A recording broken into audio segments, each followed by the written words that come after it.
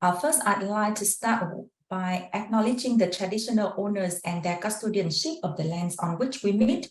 We pay our respects to their ancestors and their descendants who continue cultural and spiritual connections to country. We recognize their valuable contributions to Australian and global society. So as I have said, first of all, I'd like you to join the poll with me today. In order to join that, first of all, I'd like you to scan the QR code on the screen. And if you do not have your mobile, you can type in your browser echopoll.au, and the join code is integrity.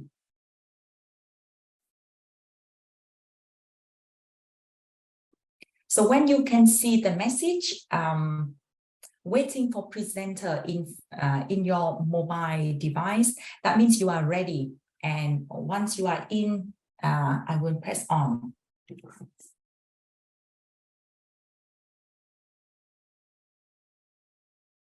So currently I can see that we have 8 members joining the poll already.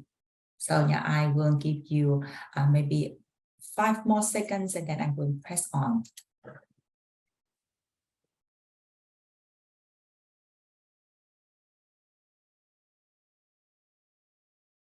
And the first question we would like to ask you is, what does academic integrity mean to you? You can use from 1 to 6 words to answer this question. Yep. Yep, being truthful, honesty, trust, to be honest. Yep, I can see that we have 4 answers that mention about being honest and truthful, rigorous, objective, and honest. Yeah. Few cognitive boundaries regarding, yeah, because that one is a word cloud, so it doesn't allow more than 500 characters. But you can always change your answers or edit your answers if you are using your mobile. Putting your own best work forward. Yeah. Yeah. Thank you very much for your answers. I will press on. So in the session today, we will cover academic integrity at UQ and your role in this space as tutor.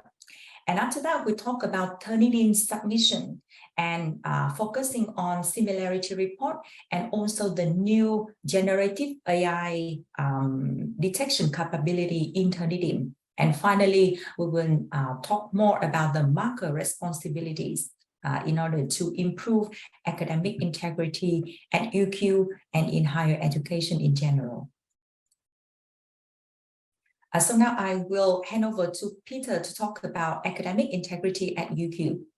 Good, thank you, Hong. I'm sure everybody in the room here appreciates that there's new challenges facing us as at universities, at all sorts of educational facilities. Some of the old challenges still exist, but of course you're aware that new ones have been arising. So the approach that we take is we think it's a really good idea to firstly speak with your students early and often about academic integrity, whether they're first years or further down their course of study and perhaps in 3rd or 4th year. It's still important to just keep bringing the subject up and reminding people. The main goal here is to be educative. So we want them to get the message that they should have integrity in their studies. If they have integrity in their studies, then they can have pride in their work and confidence that they are learning new work and they can develop new skills. The new knowledge that they learn, they'll be able to apply it. And basically, they'll also be holding the core value of the university and making sure that that's sacrosanct, so that the community has a good appreciation of the quality of the degrees that the University of Queensland offers, and they can have faith in their graduates. I always think of the engineer designing a bridge, and I want to make sure that that person who has designed that bridge has developed the skills and the knowledge that are appropriate for us. Probably when you're talking with your students, it's a good idea to acknowledge the current situation. I know we're in the post-COVID period where a lot of people have had their studies interrupted or been impacted by COVID. Also, we know that anxiety is on the rise in society and there's a cost of living crisis. So all of these things may impact upon your students' decision-making. And it's worthwhile letting them know that you understand the pressures that they might be facing.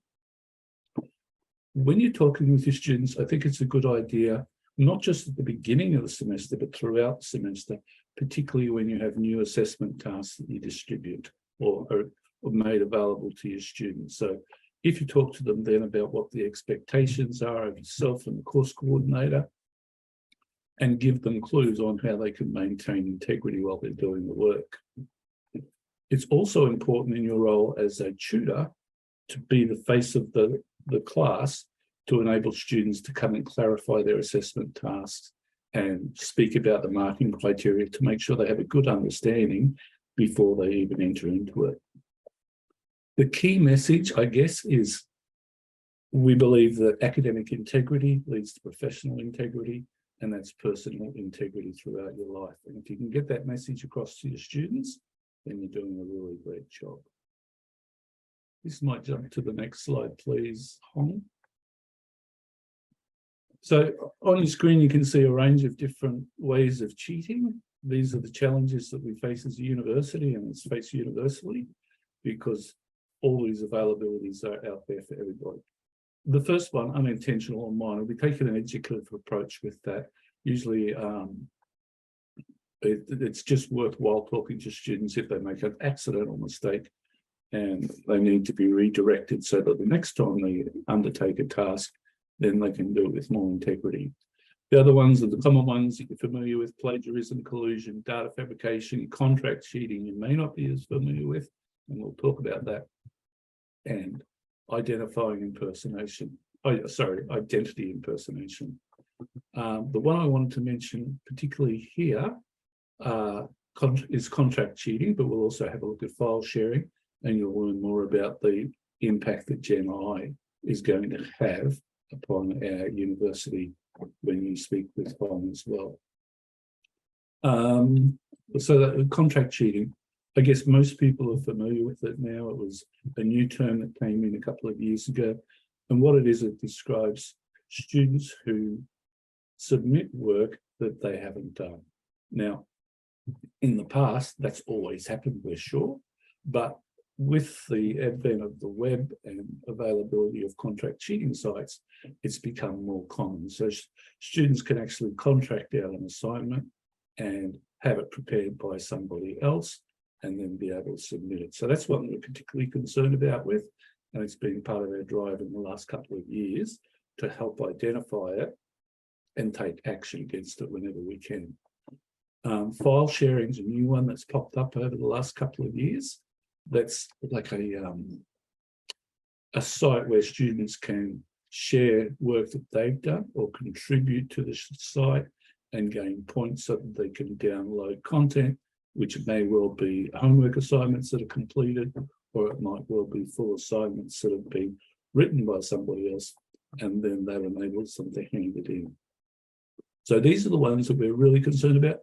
The new one, of course, is Gen I. We're in a really early stage with that. We've got concerns about it. But at the moment, we're sort of taking a kid gloves approach to it because we're learning about it.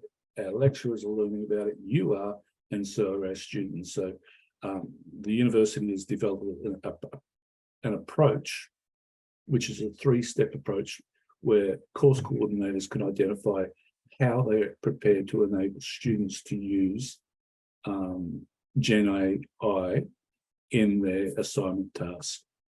And the primary one that people are sticking to mostly at the moment is option one, which is no, you can't use it. And as we learn more about it, then the opportunities will arise, because we recognize that with file sharing in particular and Gen AI, there's lots of positives there for students learning and the way that we're going to work in the future. So we're still sort of working out things there, particularly with Gen AI. But what it does do is sort of blur boundaries for students. Most students know if you use plagiarism, it's cheating and you'll get in trouble. But they're probably not so aware of what happens if you file share or use an example of Gen AI and submit that. So at the moment, it's a learning process for everybody. And as I say, you'll learn more about that with Hong. What I'd like to ask you now, given that it's never been easy to cheat and it's never been so available to us, why do you think that some students do cheat? And what I'd like you to do, you're welcome to call in, but I suspect many of you will prefer to just put it in chat. Why do some students cheat? Time pressure, yeah. Thank you, Kerry. Brent, language barriers, yes, that can be an issue. Workload, time limitations, fear of failing, absolutely. All of these come into it. How many people have we got in the room? 10. Okay, so there's probably 8 of you to contribute. So if you haven't had a chance to put something in, I'd love you to do it now.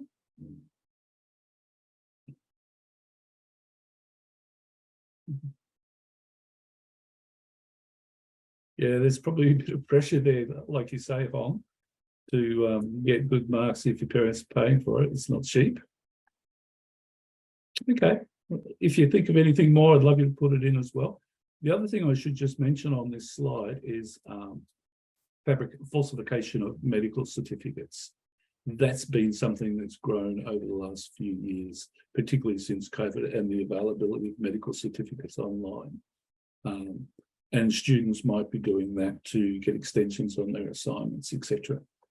But it's something that the university is looking out for as well. Okay, let's jump on to the next slide, Hong, and we'll have a look at these reasons why students might cheat. You know, we generally believe that students generally want to learn, and most students avoid engaging in cheating. But there's always been and always will be some who do choose to cheat. Some of the individual reasons that students might cheat: family expectations. That's the one where the family's got big hopes for their students and their children.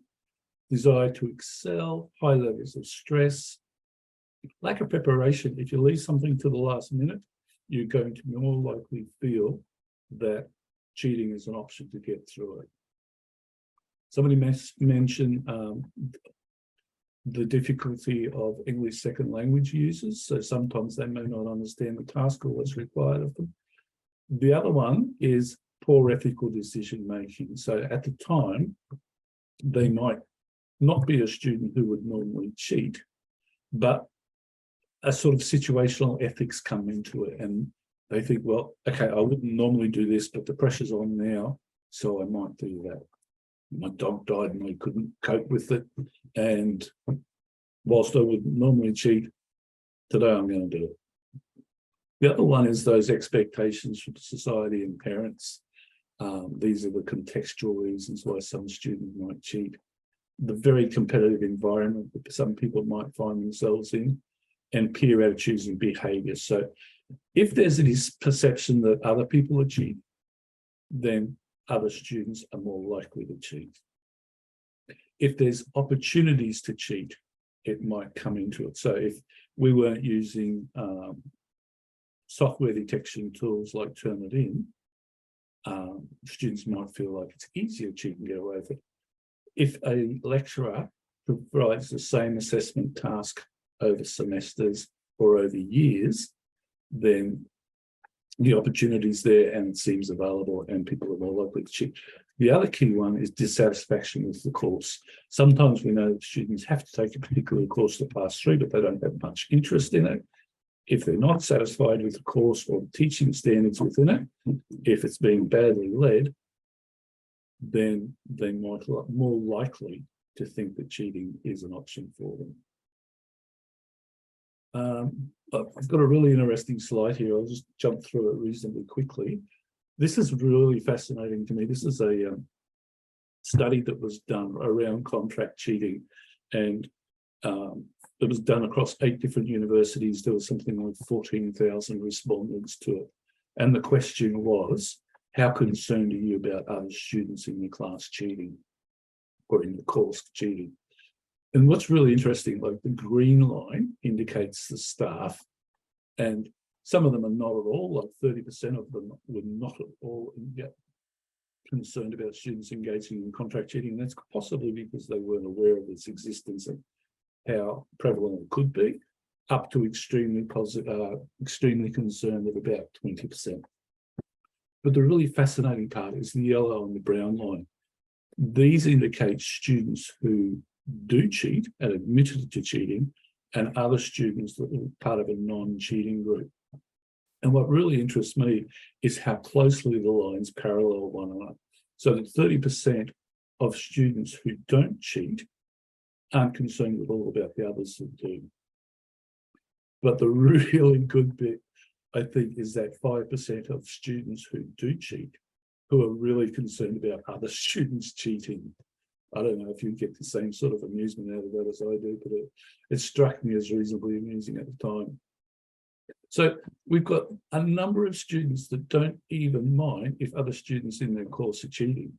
What sort of consequence do you think that has on them as individuals? What I'd like you to do is put into the chat, what impact does a student cheating have on others have? What's your ideas on that?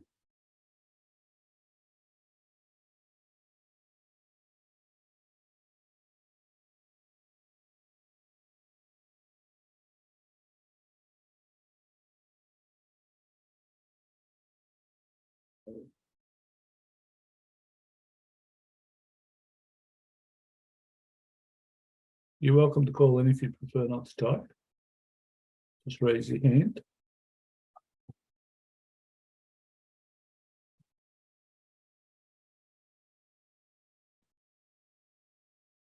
Thank you, Kirsten.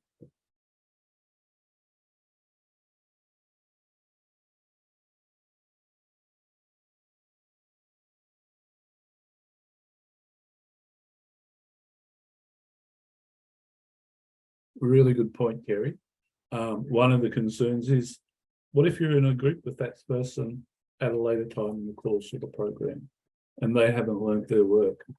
What if that person continues to practice in a group situation that you're working in and they again engage in misconduct? That means that you, as one of the group members, might get caught up on it.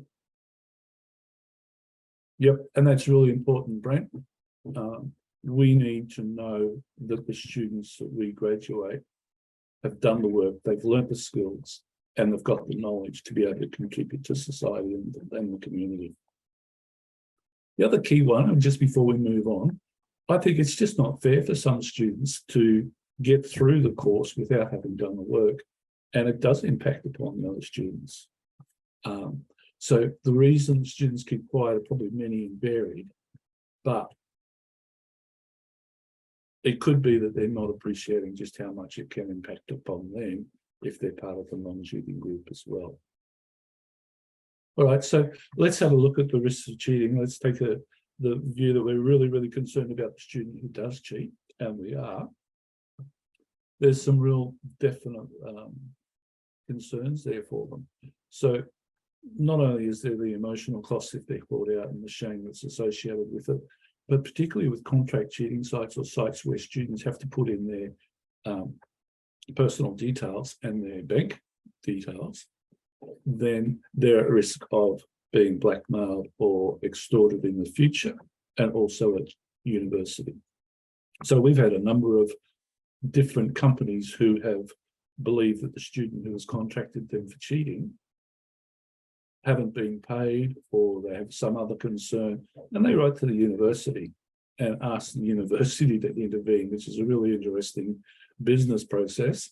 But there is that real risk for a student 10 years down the track, once they're a professional, that they could still get caught up in a scam or a blackmail process. The other thing is, the instant one is they could fail the course and they could be suspended from the university. So there's some real risks there for the personal student. Institutional risks we've sort of looked at, and somebody brought it up in the chat. The risk to the university, of course, like the impact on academic morale. So if you as a teacher or a tutor can see that students are getting away with it, I guess over time you could develop that, well, what could we do about it attitude? And then there's the public risk of students getting out there, securing positions, but not being qualified to carry them out. All right, let's jump to the next slide, please, Hong. So how can you help? As a tutor, you're going to play a large role in your students' development over the course of the semester.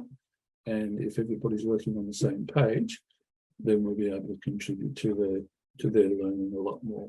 Next one, please, Hong. So the first thing you can do is complete the staff academic integrity modules the same. Back in 2020, we got through the university agreement that all students must complete the academic integrity modules. Prior to that, it was only if it was done as a course hurdle. And since 2020, we've had something like, I can't remember, 65,000 of our new students have completed the integrity modules, and they're coming out with a common message that they've learned through doing the modules. We've got the staff one there. It's a good idea if you can jump on board and do it so that you're familiar with the message that we're passing on to our students and add value to their learning from that.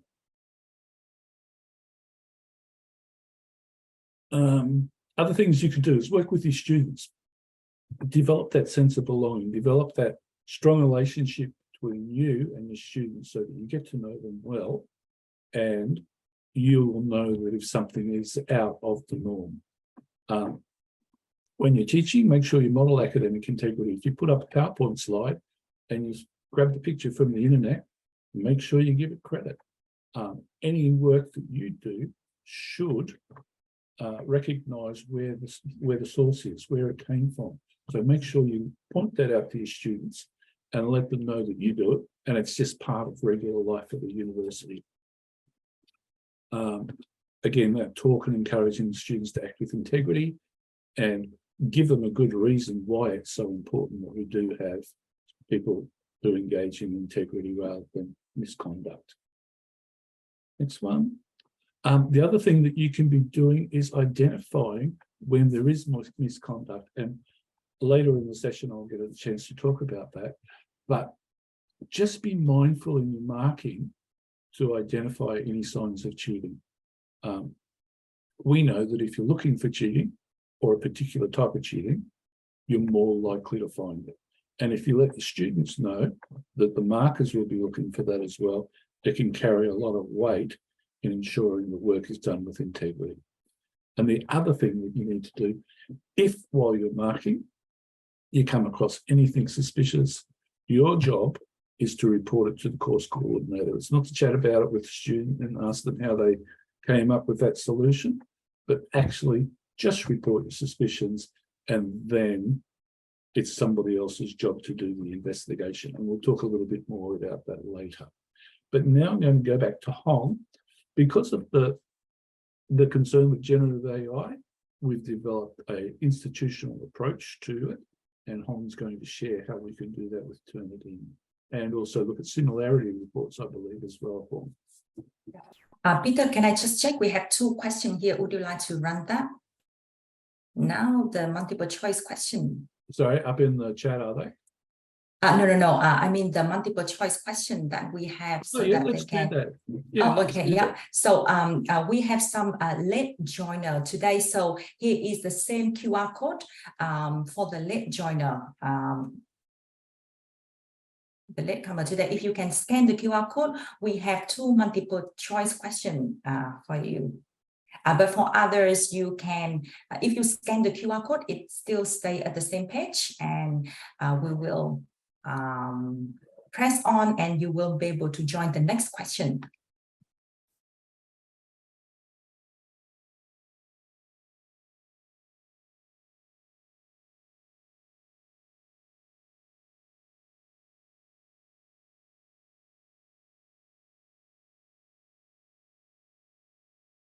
Okay, so we have a multiple choice question here. If you can refresh your mobile, then you will be able to see the questions here to join in.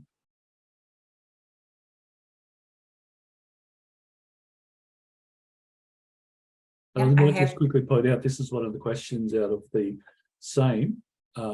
It does have assessment pieces in there that you may choose to do if you wish. So let's see the answers.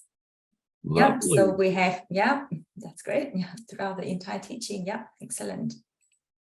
And the next question, what is one way a teacher might model academic integrity to students? Yeah, the scrolling for this question is a bit difficult because I can realize that the last option is a bit hidden, but we have 4 answers so far. All right, so I'm going to show the result of this question. Yeah, and all 4 questions are correct. Yeah, so let's move on to the next part. So in this next part, I'm going to introduce about Turnitin, which is a submission software that UQ have for the online submissions. So as I have said, it is a web-based submissions and feedback tool. Can you please give me a thumbs up if you are having Turnitin in your course?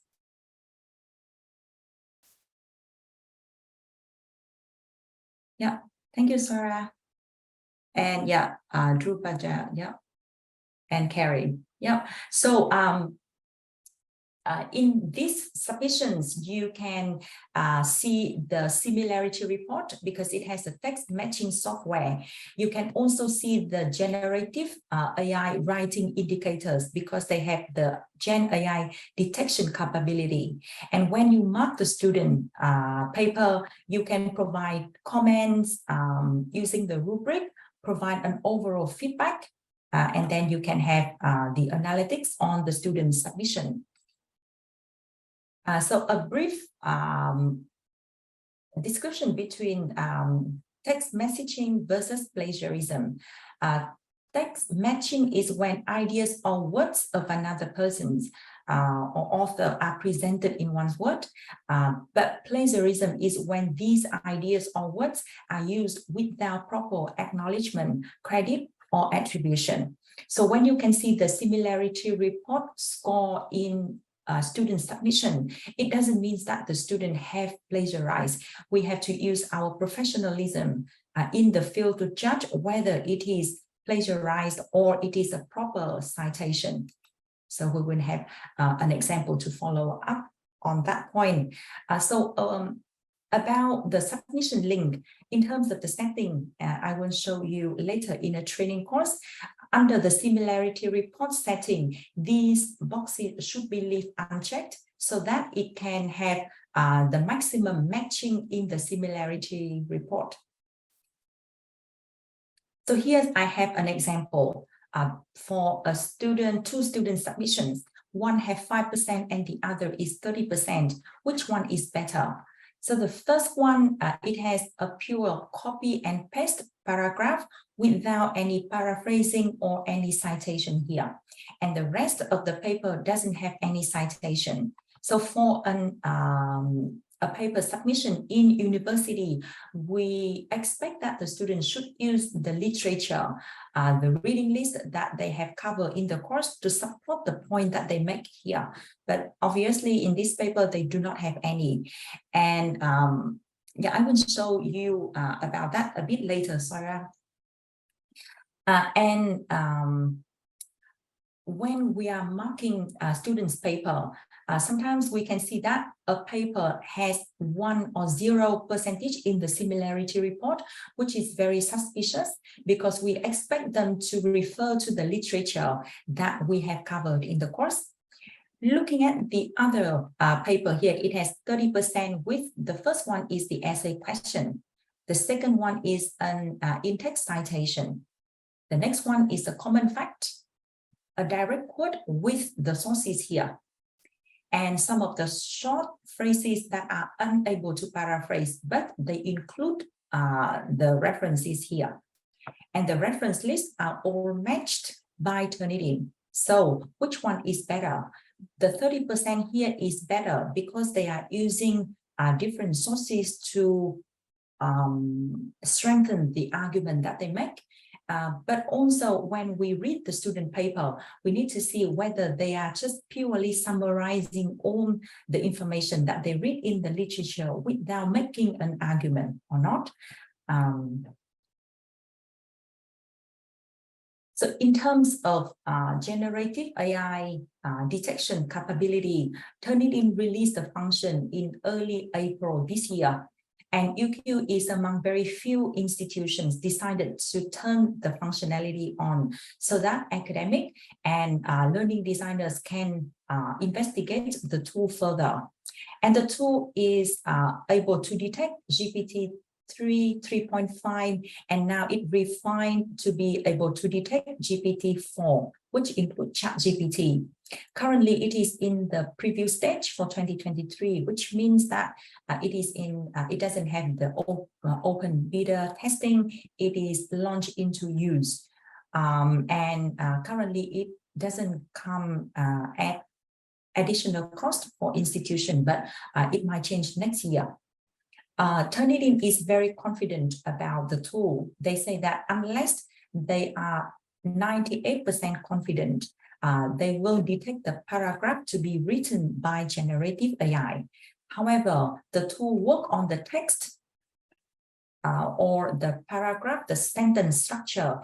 It doesn't work on bullet point paper, mind map, and it has less than 1% of identified papers as false positive. And the indicators currently is viewable for staff only. So the student doesn't know about this functionality, and they do not see that indicator anywhere in their submission. So we had used one sample in an education course because that education course used assessment number 3 in the approach number 3. That means they are allowed to use generative AI in their submissions. And the course coordinator have produced a sample answers using all ChatGPT output as the sample answers. And one of the class activity is that the whole class mark ChatGPT answers against the marking criteria. And also the academic want to model how the students should acknowledge generative AI in their assignment. So now I am going to show the sample course here. Okay, so this is the sample course and this is the submission link. When you mark a paper, you click on this link and it will open up to the assignment inbox. So now I'm going to click on a ChatGPT submission here. And I show you these tips. So you can see that the plagiarism, the text matching show 100% because this one I have already been using this paper in another sample. So it shows 100%.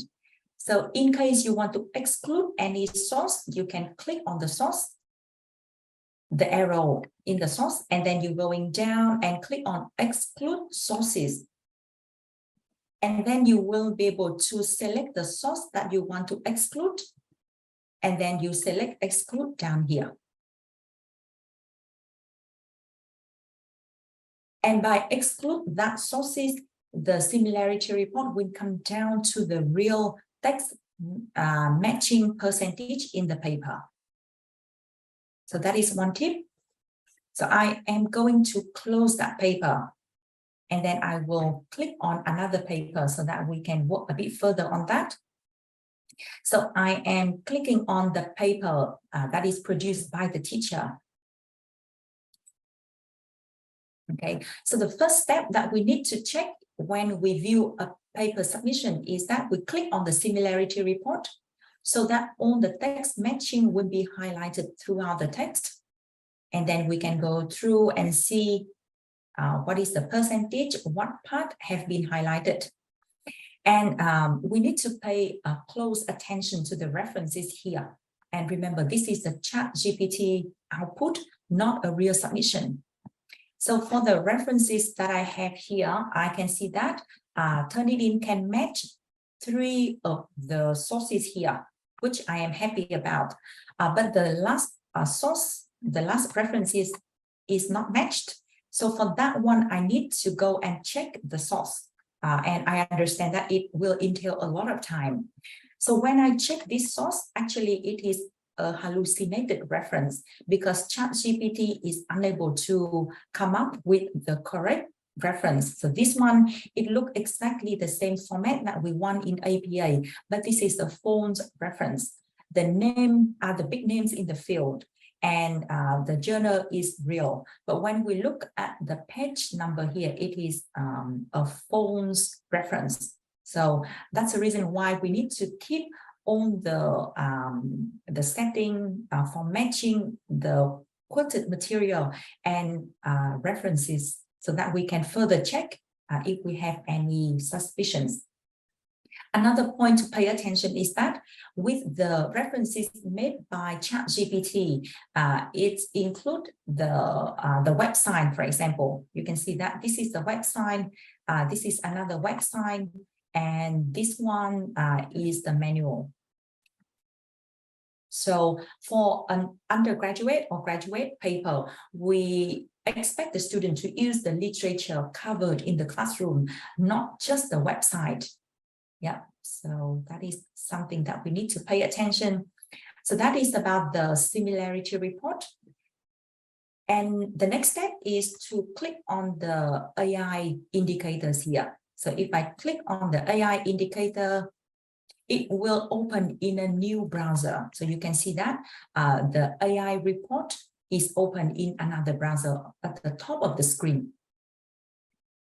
And what it does is that it highlights all the paragraphs that is written by generative AI. Yeah. However, it does not match the references here because currently the detection do not work with short sentences or the reference list, the bullet point, paper, and so on. Yeah. So if you look at the bottom of the screen, I have so I'm close that one because I do not need any more. So I have the two reports side by side. If I need to go back to the similarity report, I can click on this and then I can view the similarity report. If I need to see the Gen AI, I click back here. So this is how we can view a student's submissions. And I understand that this will entail a lot of time. And now I'm going to show you the setting of a submission link. If you click on the submission link, it will initially bring you to the assignment inbox. And always find the copy button. It looks like a flower on the top of the screen here. Click on that button and it will bring you to the setting of the submission link. And in the setting, you can click on the optional settings. And the correct settings are first, standard paper repository, allow less submission. And ideally, we should have a rubric attached to an assessment. And this one, if the course coordinator create the rubric, it belongs to the user. So you cannot see the rubric here, but it will say rubric from other users is attached. And it compare against, so all the boxes here should be checked because it compare against student paper repository, current and archive website, periodicals, journal, and publication. The similarity report here, these are the settings that we should not check the boxes because we want the similarity report to match all the bibliographic, quoted material, and small sources in the definition. And if you have the template for the assessment, you can upload the template from here so that it excludes the template. And then you can save the submission for future use and then select submit. So now I will get back to my presentations here. Two more points about the ChatGPT. Students are very clever. They use ChatGPT, for example, to generate the submission, and then use the outcome from ChatGPT and put to another generative tool called Quillbot Paraphrase. Quillbot will paraphrase very closely all the sentences created by ChatGPT to create a new submission. And then the students submit that paper, and the AI indicator will be 0 for that paper. So currently, we cannot do much about that.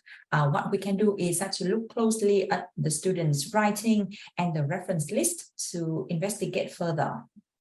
And also another worrying is that the Turnitin detection model is not very good with repetitive text. So if students have repetitive text, it brings down the AI to a lower score. For example, here we have exactly the same sample, but in the first one we have 100% and the second one is 59%. So to recap about student submission, first we need to view the similarity report. I have shown you the tip to exclude the certain sources, and importantly, it should match nearly all of the references here. And if any reference that is not matched, we need to check. So the reason why it can match all of the references is that Turnitin has a very large database. And if any reference not matched, it means that it is very new one, published yesterday, for example, or it is a very strange reference. And we need to look more closely in the in-text citation and reference list. Does the student include both in-text citation and include it in the reference list? And are they the peer review paper or only the websites? And again, AI indicators, we use it as a flag for further investigation, but not for punitive purpose. And currently, it should not be communicated to students. So this one is a recommendation from professors in economics, KK Tang at UQ, because he has been using the tool to start the conversation and investigation further in some of the misconduct cases. And if we mention that this is the score, the AI score from your paper, then it just creates confusion from the student. So if you are in doubt, refer to your course coordinator. So in that note, I'm going to get Peter to introduce the marker responsibility. Thank you. And everybody will have an opportunity to ask questions at the end of this session if anything comes up. But Hong, I did have a question that I'd just like to ask. That last point about not letting students know, that's only if a score comes up and there's suspicion around them, isn't it? The message is that students should be aware that the indicator tool is on board. That's right, Peter, thank you for that question. The student knows that university have the detection tool, but when we start the conversation with any suspicious case, we do not start with the AI score in your paper, indicate how many percentages. Yeah, that's right. Thanks for clarifying. Good, thank you. Sorry, because unlike the similarity report, where you have students, they can submit their paper and see how it can be improved and then do another draft after that, whereas they don't have access to seeing that it's got the AI indicator tool there. So they can't use it for an educative purpose before they submit the paper. Okay, so just briefly on marker responsibilities, we've probably covered some of this already today, but I just want to show you where you sit, because part of your role will be marking. It's been mentioned by Hong and it's been mentioned by me. As a marker, if you have any suspicions about what's going on, your job is not to confront the student with your suspicions. We've got a very clear pathway of responsibilities. If a marker or a tutor has any suspicion, they should pass that on to the course coordinator. It's the course coordinator's responsibility then to have a look at those suspicions that you've reported and maybe see if there's some other things that might support those suspicions. So if there's a little bit more smoke, then they should be able to bring that together.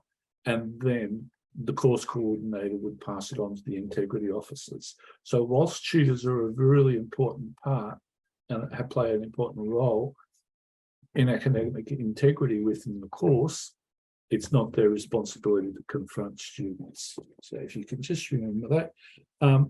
Now, also with that, the combined message from the teaching team should be that, you know, we know most students are very honest and they're going to do their studies well and with integrity. But we also know that there's some students that might cheat, and we should let them know that we know that and that we will be looking for it. So if you're going to be marking for a paper, you're more likely to identify something if you're actually looking for it as well.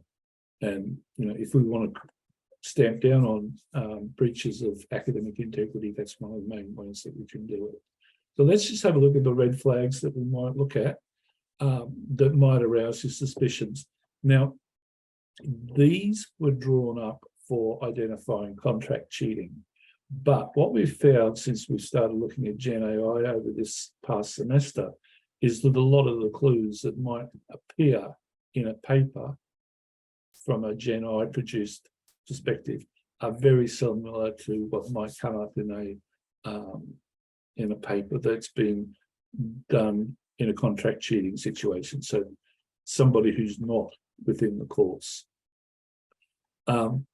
Things like references. Hong mentioned that the references may not link with the content within a Gen AI produced paper. We know that it might produce references, and some of those references might be real, but they may not necessarily be real. And they may accredit a piece of information to one source, but it comes from a different one entirely. So if you identify little things to do with references that you think don't look right, then you've got a right to be a little bit suspicious. Now, with formatting for contract cheating, because they get paid by the page, there's often mismatch of formatting, and there might be extra pages involved or blank pages or widespread out.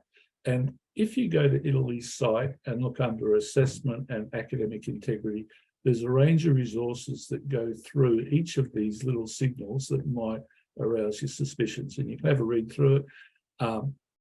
Things like looking at the properties of the paper and where it originates, that's not your responsibility at all. That would come down to the lecturer and the integrity officer.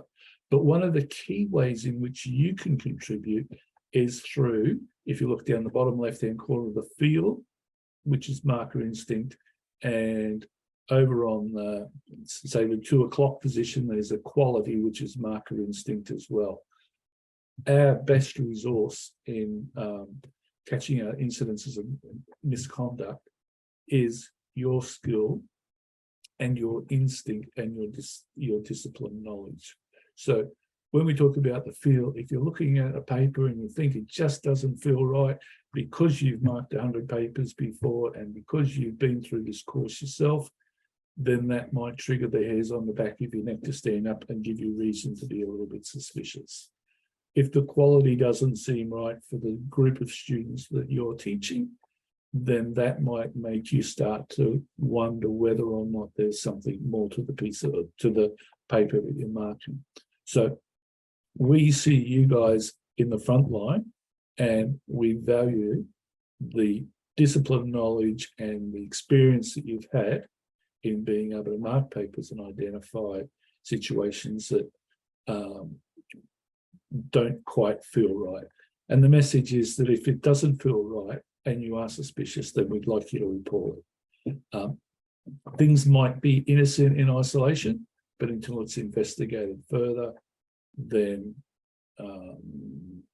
that's where the value comes out of it. So I guess the message for me is to trust your instincts, and if it doesn't feel right, just let your course coordinator know. We know you're not paid well for marking. We know you've got an onerous task, and you could get bogged down in investigating papers, but just as you're going through them, compare them with one another and make a decision as to whether or not you think it's legitimate.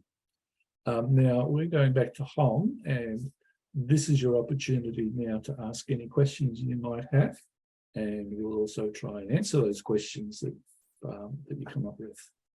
Thanks, Hong. Yep. Thanks, Peter. And yep, if you have any question that you would like to ask now, please.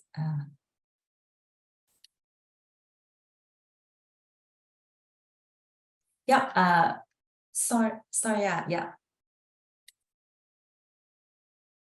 Hi there, thank you. Thanks for, clarifying so many things about, AI, and I'm actually a tutor and I'm new to the job. So, it was really like eye-opening to see how much, how many students are actually using ChatGPT for their assessments, in the last semester. My question is, in cases where, I used to be an international student as well, so I know how hard it is to feel, lack of confidence in submitting your assessment, in terms of language.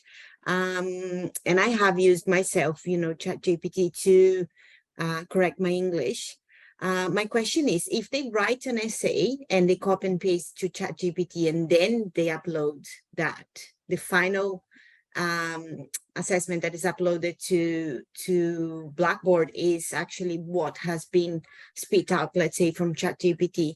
Does that mean it's going to be 100% how do you call AI similarity generated? AI generated? Yeah. Yes. Yeah. Because even though they have created it, it has been reviewed by ChatGPT. Yeah. So that would be the case. Yeah. So thank you for the question.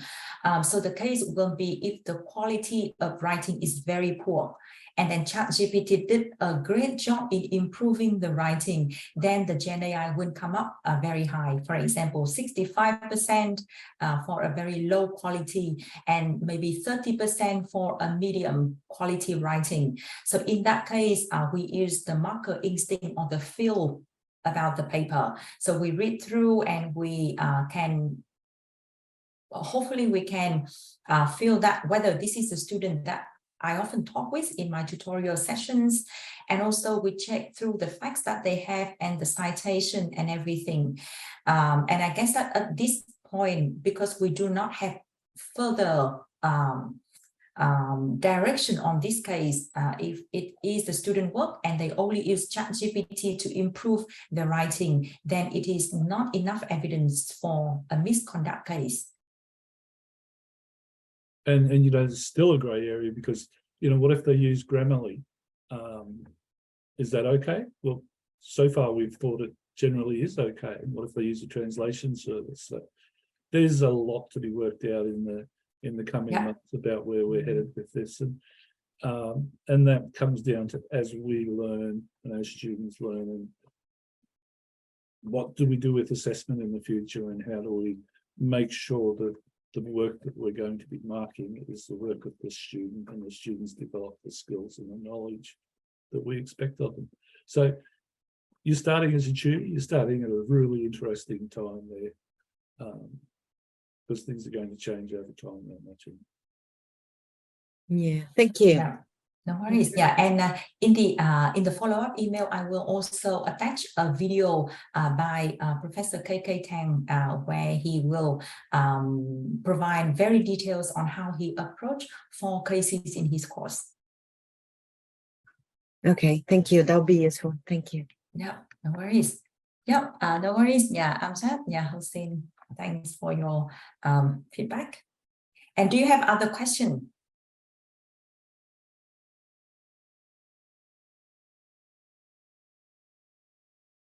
So that is the final question that we have here.